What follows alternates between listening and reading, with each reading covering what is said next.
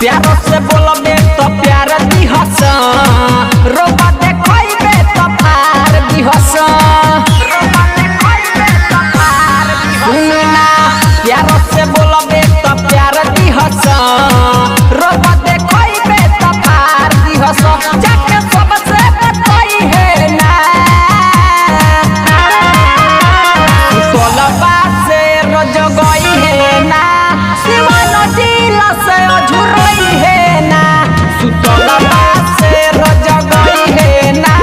सिवान जिला से अझुरई है ना सुतलबा से रोज गई है ना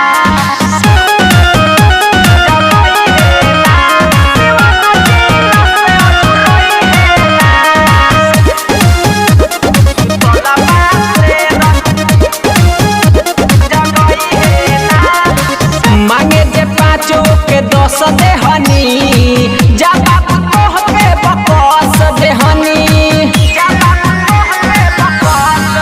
मांगे जे पाँचों के 10 देहनी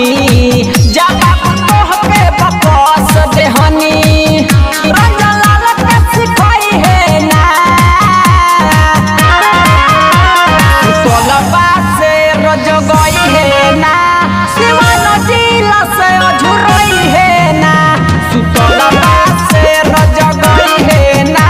सिवान जिला से अझुरई है ना रेला जइबे बा।